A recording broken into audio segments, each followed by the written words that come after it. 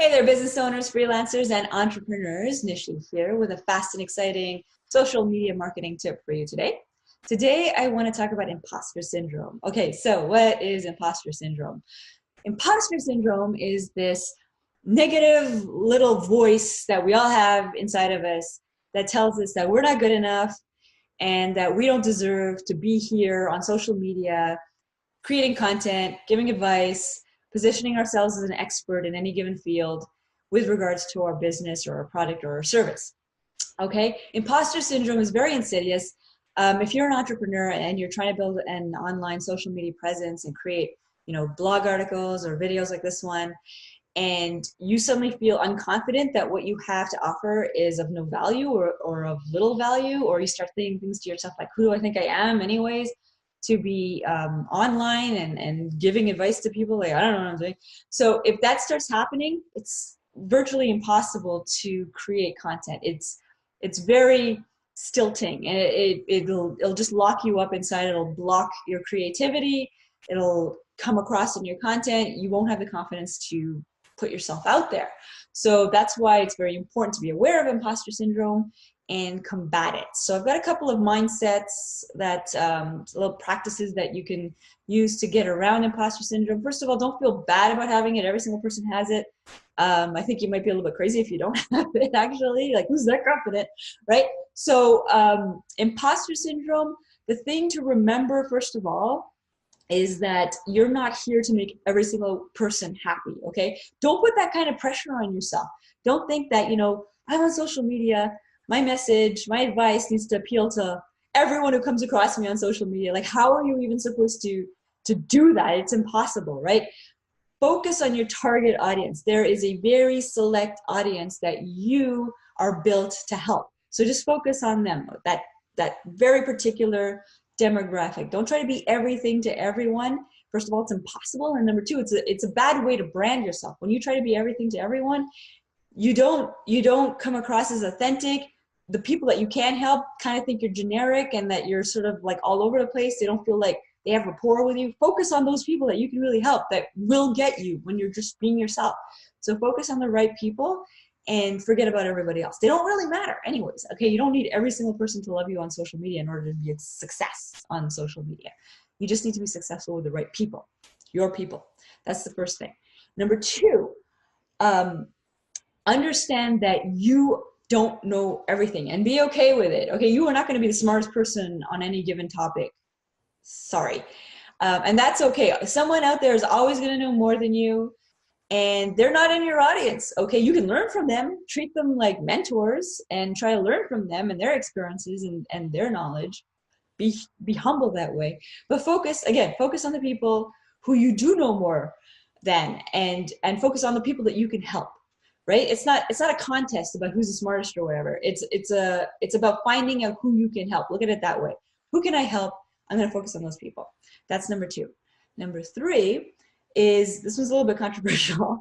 Understand that output is more important than expertise. Okay, sometimes we feel, kind of like jumps off the second point, we feel that we don't know everything. And we don't have the right to be taking the limelight away from these other people that we know, that know more than we do, or have been around longer, or have more degrees than we do, or whatever, right? The point is, if they're not out there doing the work of creating content and engaging on social media and being consistent and disciplined, then they haven't done the work. They don't deserve the success that you're getting, because you're doing the work and you're putting out the content and you're engaging with people. So, sometimes we feel bad, like we don't deserve to be here. That's the imposter syndrome. We don't deserve to be here because there's other people who are better than we are at whatever it is that our business is about. Don't worry about that. They're not doing the work.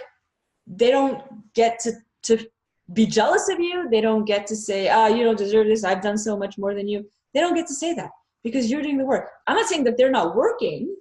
They're probably working very hard on their business and their degrees and whatever. But if they're jealous that you're gaining momentum on social media and making strides with your blog or your video channel, they don't have the right if they're not putting in the effort. I remember, this is years ago, one of my earliest clients, she was a journalist and she was excellent. She had like 20, 25 years under her belt, right? And she was losing writing jobs to these, what she called them, kids, right? I mean, she was losing jobs to inexperienced bloggers because they had audiences and they were putting their work out there and editors were seeing them and noticing them. So, you know, she realized, she faced facts, and you know, I give her a lot of credit for this because it's hard to realize this late in your career. But she's like, I gotta start blogging and I have to start getting on social media because, you know, faxing in my writing samples isn't doing it anymore. So she realized that she can't complain about losing the race to these inexperienced bloggers when she's not even in the race, right? You can't complain that they're winning this race and you don't have a blog and you don't have social media going on. So you're not doing the work. I'm not saying you're not doing a lot of work writing and working on your career, but maybe you're not doing the right work. You know, you need to turn some of that focus on building your brand on social media. Otherwise, you have no right to complain. So that's it for today. I hope you find that useful. To summarize, 3 ways to get around imposter syndrome when you're trying to build a social media presence, to build your brand and market your business, your product, your service. 3 ways to get around imposter syndrome is, number 1, understand that you're not here to make every single person happy. Focus on your target market, your target niche. Number 2, understand that you are not going to be the smartest person of all time on any given subject. Someone is going to know more than you do. You don't need to worry about those people. You can learn from them, but you need to focus on the people you can help. Focus on the people you can help.